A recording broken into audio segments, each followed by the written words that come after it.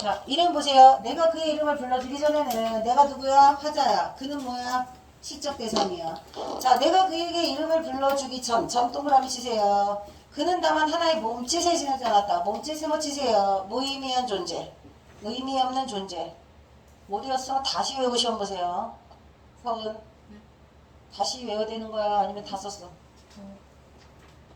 불 다 썼어요. 채점하세요. 볼펜으로. 지금? 다 썼으면. 자, 하나의 몸짓에 지나지 않았다. 나와 그의 관계는 별로 의미 없는 존재였어. 근데 내가 그의 이름을 불러주었을 때, 동그라미. 자, 이름이라고 하는 것은 어떤 존재를 대표하는 거라고 할 수 있어. 우리 이름 왜 불러?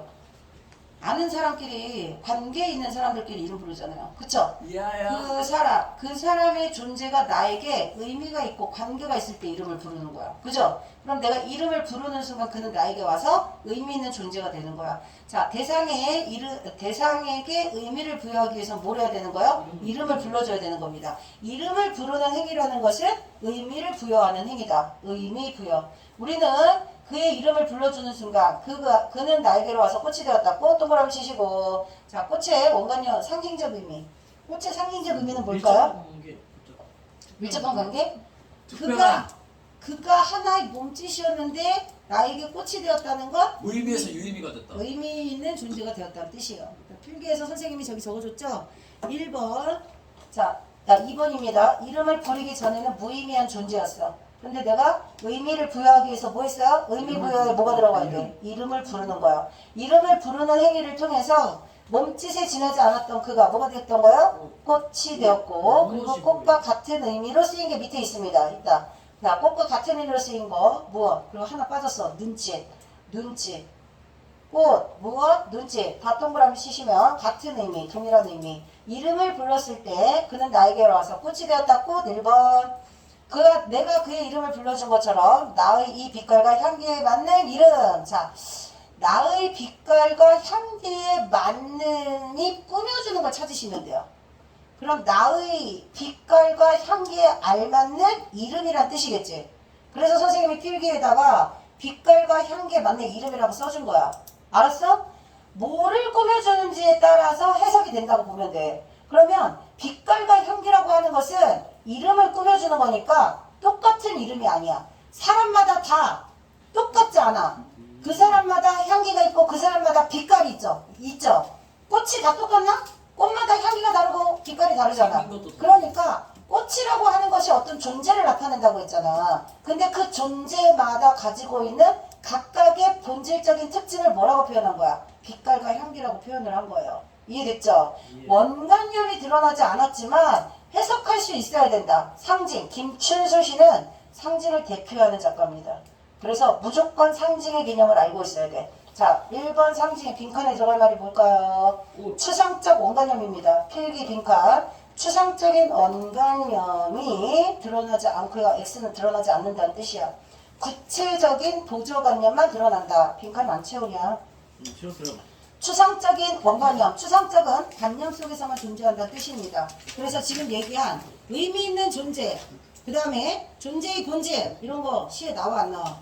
안 나와. 원관념은 드러나지 않는다. 보조관념, 눈짓, 꽃, 그 다음에 빛깔, 이런 걸 보고 원관념을 찾는다. 뭐라고? 상징. 근데 원관념은 한 개가 아니라 여러 개가 될 수 있다. 다수 대 1로 대응되는 상징. 이제 뭔 뜻인지 알겠지? 네. 필기 보고 말할 수 있으면 됩니다. 자, 그리고 3년 보세요. 누가 나의 이름을 불러다오. 그에게로 가서 나도 그의 꽃이 되고 싶다. 되고 싶다 동그라미. 우리들은 모두 무엇이 되고 싶다. 되고 싶다 동그라미. 마지막에 눈짓이 되고 싶다. 되고 싶다 동그라미. 자, 19 반복. 되고 싶다 옆에 적으세요. 비슷한 19 반복. 단어가 아니고 19입니다. 두낱말 이상이니까. 시구. 자, 비슷한 시구, 같은 시구를 반복한다. 반복하면 운율 형성, 의미 강조. 운율 형성, 의미 강조. 힘들어? 왜 이렇게 기운이 없어? 파이팅해. 자, 시구, 운율 형성, 의미 반복. 근데 모든 시에서 뭐뭐 고 싶다 나오면 죽일 가능성이 높아요. 뭐뭐 하고 싶다의 뜻이 뭐야? 소망이잖아, 소망. 소망이야, 소망. 되고 싶다는 건 소망, 의지 이런 걸 나타내니까 화자가 말하고 싶은 주제가 나타나 있는 것이라고 보면 돼요. 꽃이 되고 싶은 거야. 근데 꽃하고 같은 의미가 뭐야? 무엇, 동그라미, 눈짓, 동그라미. 그래서 다 같은 의미. 꽃, 무엇, 눈짓은 다 되고 싶은 거. 근데 맨 처음에 몸짓을 지나지 않았다. 몸짓만 다른 의미야. 유의미한 존재. 그러니까 선생님이 지금 이 시에 하나 가르쳐주고 다른 시에서도 이렇게 표현이 나오면 해석하는 방법을 익히라는 뜻이에요. 아시겠죠? 그래서 되고 싶다는 시의 주제가 함축되어 있을 가능성이 높다. 근데 그거를 심지어 3번이나 반복했어. 반복되는 게 또 시의 주제이기도 해요. 아시겠죠? 내용을 파악하려면 원관념이 드러나 있지 않을 때 앞에 꾸며주는 말, 뒤에 서술하는 말을 보고 추론할 수 있어야 돼. 아까 빛깔과 향기에 알맞는 이름을 찾았어야 돼. 그리고 되고 싶은 것이 무엇인지를 찾았어야 돼요. 아시겠죠? 그래서 화자, 상황, 정서, 태도를 찾는 방법. 반복되는 걸 찾아라. 그리고 뭐뭐 하고 싶다 같은 긍정적인 표현이 나와 있을 때 주제일 가능성이 높다. 자, 채점 13조 1번. 자, 내신 문제라면 만약에 꼭 나오는 문제는 1번, 2번이 되겠습니다. 시를 해석할 때 1번 시와 대비 동그라미, 시와 대비 동그라미. 대비가 무슨 뜻일까요? 반대된다는 뜻입니다. 대비, 대조. 1번. 대비, 대조, 대리 표시해. 대비랑 같은 말, 대비, 대리, 대조. 그럼 이 시에서 대비되는 건 뭐예요? 아까 1번에 써준 거. 몸짓. 예, 이름과 눈짓, 몸짓, 꽃, 무엇 서로 나눠야 돼. 지난주에 했던 청포도. 자, 공부해오라고 했어요. 청포도는 뭐가 대비될까요? 상징. 색채. 그렇죠. 푸른색. 색채 대비. 푸른색과 흰색. 지금 대답하는 거 보고 목곱계 수준과 문제수가 결정되는 겁니다. 똑바로 대답하세요. 색채 대비입니다. 푸른색과 흰색의 색채 대비. 그 다음에 반대되는 걸 대비하는 건 다른 말로 무슨 뜻이라고? 대조, 대리. 다 같은 대리. 말이야. 그 다음 점층적 동그라미. 아까 어떻게 된다 그랬어? 나, 너, 우리.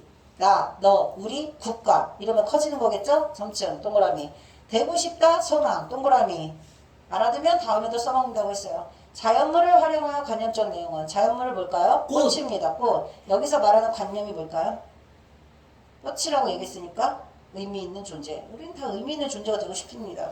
의미 있는 존재, 무의미한 존재 이런 건 관념적이고 추상적이다. 원관념은 추상적이다. 자연물은 구체적이다. 나와 그가 동일시 되는 거야? X. 의미 있는 관계를 맺기를 바라는 마음이라고 했습니다. 동일시. X. 사시는 거예요? 같은 거. 나와 너가 동일시 된다는 건 하나가 된다는 뜻이에요. 자연과 하나가 된다. 물화일체 있던 거. 자, 그 다음 2번 적절하지 않은 것은 4번 눈짓. 의미 있는 존재로 인정받기 위한 노력이 틀린 겁니다. 의미 있는 존재가 되고 싶다지 인정, 노력, X. 그 다음 3번은 모방시. 동그라미 치세요. 김춘수 씨가 가장 많이 나오는 것 중에 하나가 모방시야. 이 김춘수 씨를 모방한 게 너무 많거든. 근데 이정현의 박동문은 중학교 버전. 실제로 김춘수의 꽃과 연계되는 고등부 버전이 있어요. 자, 라디오를 켜고 켜듯이 나는 누군가에게 의미 있는 존재가 되고 싶고 이거를 사랑으로 빗대어서 패러디한 시도 있어요. 그래서 쉽게 사랑하고 헤어지는 현대인들의 사랑 이런 것들을 풍자하는 시도 나오는데 여기서 박동무입니다. 박동무. 자, 내가 그와 밥을 먹기 전에는 그럼 이건 뭘 따온 거야? 이름을 불러주는 행위를 밥으로 바꾼 거예요. 그는 다만 한반 친구에 지나지 않았다. 한반 친구는 같은 만 친구. 몸짓에 지나지 않으니까 그냥 친하지 않아. 그냥 그저 그런 관계의 친구야. 그러니까 세모겠죠? 그리고 내가 그 밥을 먹었을 때 그러면 이름을 부르는 행위가 내가 친구와 밥동무가 되고 단짝이 되려면 뭐를 해야 되는 거야? 밥을 먹어야 되는 거야. 한국인은 밥식. 그리고 밥을 같이 먹는 걸 식구라고 하잖아요. 근데 밥 먹는 게 그렇게 중요해. 밥 아무하고는 안 먹잖아요. 친한 사람끼리만 먹지. 그래서 친하지 않은 사람하고 먹으면 밥 식사 자리가 너무 불편해. 그치? 아닌 사람도 있겠지만 대체로 어떤 의미인지 알겠죠? 그래서 단짝이 되었어요. 그와 단짝이 되고 우리는 무엇이 되고 싶은데 그 의미 있는 존재가 밥동무가 되고 단짝이 되는 거야. 시 어렵지 않죠? 자, 그러면 이름을 부르는 행위가 먹는 행위로 바뀌었어. 그 다음에 구체적인 경험 나와요? 안 나와요? 안 나와요. 김춘수의 꽃에는 경험이 없습니다. X. 그 다음 3번에서 되고 싶다 똑같이 그대로 썼습니다. 그 다음에 꽃을 밥동무로 바꿔서 친해지는 모습, 단짝을 표현했습니다. 그리고 5번에서 관계가 형성되지 않은 친구는 한반 친구고요. 그 친구와 밥을 먹으면 단짝이 됩니다. 대주. 자, 이렇게 응용하는 문제 풀 수 있어야 됩니다. 3번이 아시겠죠? 2번입니다. 경험이 X입니다. 그 다음 4번. 자, 생텍쥐페리 어린 왕자입니다. 길들인다는 건 관계를 맺는다는 거야. 그래서 한 아이에 지나지 않았던, 그럼 한 아이는 뭐야? 관계를 맺지 않고 길들이지 않은 존재겠죠. 그리고 한 마리 여우에 지나지 않는다. 한 아이, 한 마리 여우 다 세모입니다. 근데 길들이면 우리가 뭐가 돼요? 필요한 존재가 돼. 하나밖에 없는 존재가 돼. 그럼 의미 있는 존재니까 동그라미겠죠? 동그라미 세모만 잘 찾으면 되는 문제예요. 아시겠죠? 답은 4번입니다. 하나밖에 없는 존재가 되고 싶은 소망 X. 의미 있는 존재가 되고 싶다고 그랬죠. 그 다음 5번. 자, 의미 없는 존재 몸짓. 의미 있는 존재 꽃, 무엇, 눈짓.